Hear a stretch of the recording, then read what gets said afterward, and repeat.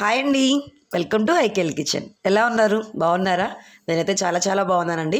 ఈరోజు రెసిపీ ఏంటంటే చాలా ఓల్డ్ అండి. అంటే పాతకాలపు వంట అని చెప్పుకోవచ్చు.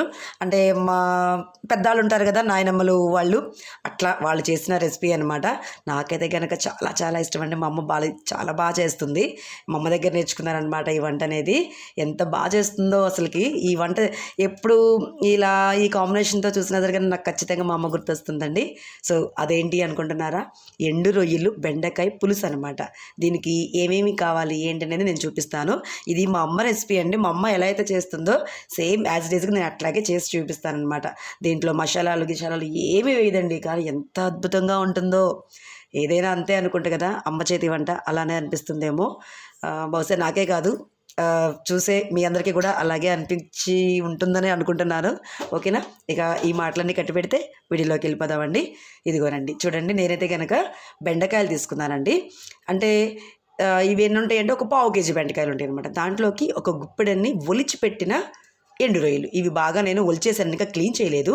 శుభ్రంగా ఈ తలకాయ తోకలు ఇవన్నీ తీసేసానండి. తీసేసి చక్కగా ఒలిచి పెట్టుకున్నాను అనమాట. దానికి ఇదిగోనండి కొంచెం అంత చింతపండు, ఒక పెద్ద ఉల్లిపాయ, ఒక 4 పచ్చిమిరపకాయలు, దాంతోపాటుగా 2 చిన్ని చిన్ని టమాటాలు అనమాట. ఒక పెద్ద టమాటా అనుకోండి ఒకటే వేసుకోండి, మీడియం సైజ్ అయితే కనుక. ఇలా చిన్నవిగా ఉంటే 2 వేసుకోండి. దాంతోపాటుగా కరివేపాకు. ఈ కరివేపాకు మాత్రం ఖచ్చితంగా ఉండాల్సిందేనండి. కొత్తిమీర లేకపోయినా పర్వాలేదు. ఓకేనా? కొత్తిమీర ఇష్టం ఉంటే వేసుకోవచ్చు, లేదంటే స్కిప్ చేసేసేయచ్చు. దీన్ని ఇప్పుడు ఎలా చేయాలంటే నేను చూపిస్తానండి. ముందుగా అయితే ఈ ఎండు రొయ్యలు ఏం చేస్తానంటే చక్కగా కొద్దిగా గోరువెచ్చగా నీళ్లు చేసి పసుపు వేసి ఒక 5 నిమిషాల పాటు దీన్ని పక్కన పెట్టేస్తానండి. పక్కన పెట్టేసేసి ఇవి శుభ్రం చేసినప్పుడు నేను మీకు చూపిస్తాను. అలాగే ఇవన్నీ కూడా కట్ చేసుకుని వచ్చేస్తానమాట. ఇదిగోనండి, నేనైతే కనుక చక్కగా ఇవి చెప్పాను కదా ఎలా క్లీన్ చేస్తానంటే చక్కగా ఉప్పు పసుపు వేసేసి నీళ్ళల్లో అంటే గోరువెచ్చటి నీళ్ళండి ఇవి, ఒక 5 నిమిషాల పాటు పక్కన పెట్టాను. ఇదిగోనండి మిగతావన్నీ కూడా కట్ చేసి పెట్టేసుకున్నాను అనమాట. అట్లాగే చింతపండు కూడా నీళ్ళలో నానబెట్టేసేసుకున్నాను. ఇప్పుడైతే కనుక కూర అయితే ఎలా చేస్తాను ఏంటంటే నా స్టైల్ ఒకసారి చూపిస్తాను. సారీ, నా స్టైల్ కాదు, మా అమ్మ స్టైల్. ఎలా చేస్తుందో ఏంటో చూపిస్తాను చూడండి. ఇదిగోనండి, ముందుగా నేనైతే కనుక గిన్నె పెట్టేసేసుకున్నాను. ఇప్పుడు స్టవ్ వెలిగించానండి. ఇదిగోనండి, కూరకి సరిపోను ఆయిల్ అయితే కనుక పోస్తున్నాను. ఇది చాలా తక్కువే కదండి, ఒక పావు కేజీ బెండకాయలే కదా, అందులో కొంచెం అంతా ఎండు రొయ్యలు వేగాలి కాబట్టి నేనైతే కనుక ఒక 2.5 స్పూన్లు అయితే కనుక ఆయిల్ తీసుకున్నాను. సరిపోతుందండి. మరి ఆయిల్ తక్కువగా ఉంటాయి, రొయ్యలు వేగాలి కదా, అందుకని చెప్పని తీసుకున్నాను. ఇదిగోనండి, ఆయిల్ అయితే కనుక బాగా వేడైందండి. ఇప్పుడు ఇందాక మనం క్లీన్ చేసి పెట్టుకున్నాం చూసారా, ఆ ఎండు రొయ్యలు అనమాట. ఆ ఎండు రొయ్యలు వేసి ముందుగా ఎండు రొయ్యలు వేయాలండి. ఎండు రొయ్యలు వేసి చక్కగా వేయించుకోవాలన్నమాట. ఇవి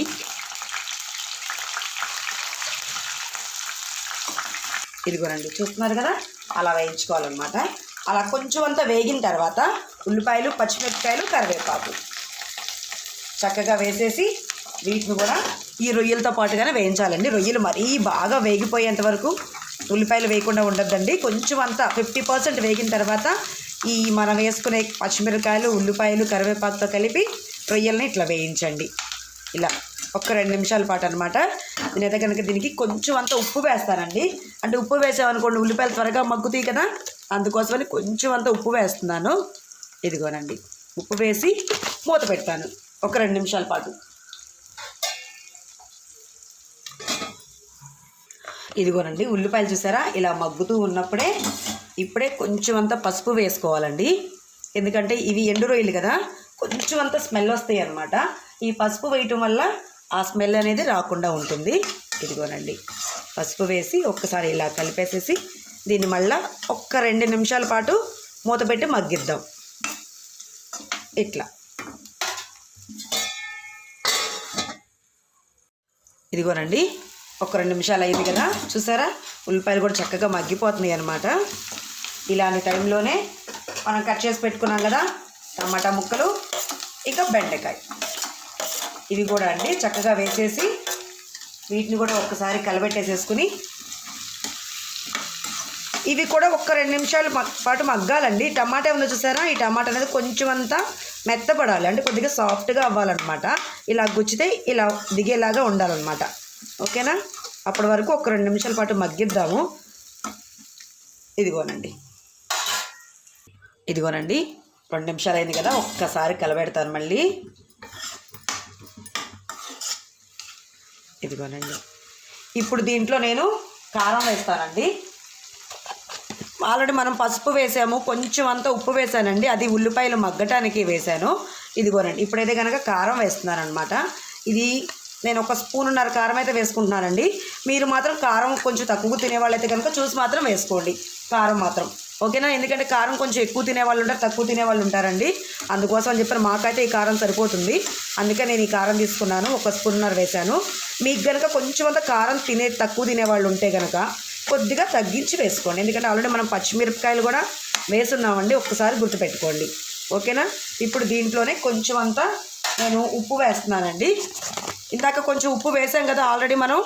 ఇప్పుడు కూరకు సరిపడా అంటే పులుసుకు సరిపడా ఉప్పు అనమాట, అంతేనండి. ఇంకా దీంట్లోకి ఇంకా వేరే ఏమీ కూడా వేయాల్సిన అవసరం లేదనమాట. అంటే చాలామంది కొంచెం అల్లం పేస్ట్ అట్లా వేసుకుంటారు, మేమైతే అట్లా వేయమండి. మా అమ్మ మాత్రం ఇట్లా చేస్తుంది, కానీ ఎంత బాగుంటుందంటే అంత బాగుంటుందన్నమాట. ఎందుకు ఇంత బాగుంటుందని ఎన్నిసార్లు చెప్తున్నాను అనుకుంటున్నారా? ఒక్కసారి మీరు కూడా ఇప్పుడు నేను చేసే ఈ రెసిపీని ఇప్పుడు నేను చేసిన విధంగా ఒకసారి ట్రై చేసి చూడండి, మీరే చెప్తారు నేను ఎందుకు అన్నిసార్లు బాగుంటుంది అని చెప్పాను అనేది. ఇదిగోనండి, 1 నిమిషం పాటు కారం వేసాం కదా, కారం వేగుతూ ఉందన్నమాట. ఈ కారం వేగేటప్పటికి మనం చింతపండు ఉందో చూసారా, చింతపండు గుజ్జు తీసి పక్కన పెట్టుకున్నామండి. ఇంకా దీంట్లో వేయాల్సినవి అంటూ ఏమీ లేవన్నమాట. ఇదిగోనండి, నేనైతే కనుక చింతపండు గుజ్జు తీసుకున్నాను. ఇలాగ కారం కూడా చక్కగా ఇదైపోయి ఉంటుందండి, అంటే కారంలో ఉండే పచ్చివాసన అంతా కూడా పోయి ఉంటుందన్నమాట. ఇదిగోనండి, చూసారు కదా. ఇప్పుడు దీంట్లో నేను చింతపండు పులుసు పోస్తున్నాను. ఇదిగోనండి,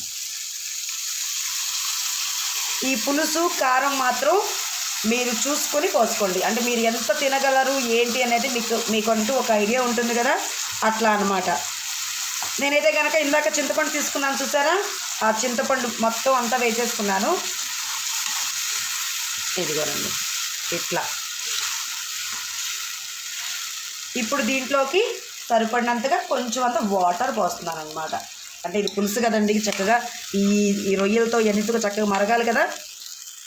ఇదిగోనండి, నేనైతే కనుక పులుసుని చూసారు కదా, ఇలా వాటర్గా ఇట్లా ఉండేట్టుగా తీసుకున్నాను. ఎందుకంటే ఇది మరిగేటప్పటికి కొంచెం చిక్కపడుతుందండి, అందుకోసం చెప్పని ఈ మాత్రం పలచగా అయితే ఉండాలి. ఇప్పుడే మనం చక్కగా పెట్టేసుకున్నాం అనుకోండి, అది మరీ చింతపండు గుజ్జులాగా అయిపోయి అసలు బాగుండదు అనమాట. అందుకని ఇలా తీసుకోండి, ఇలా పలచగా ఉండాలన్నమాట. కనిపిస్తుంది కదా, ఇట్లా, ఓకేనా? దీన్ని ఇప్పుడు మూత పెట్టేసి ఒక 5 నిమిషాల పాటు మరిగిద్దాం అనమాట, అది కూడా మీడియం ఫ్లేమ్ మీద. ఇదిగోనండి, పులుసు వేసి ఒక 5 నిమిషాలు అయింది కదా. ఇదిగోనండి, ఇప్పుడు చూపిస్తున్నాను చూడండి, చక్కగా పులుసు అయితే దగ్గరకు వచ్చేసింది అనమాట. మనం వేసిన బెండకాయలు చక్కగా టమాటా ముక్కలు ఇవన్నీ కూడా చక్కగా ఉడికిపోయాయి అనమాట.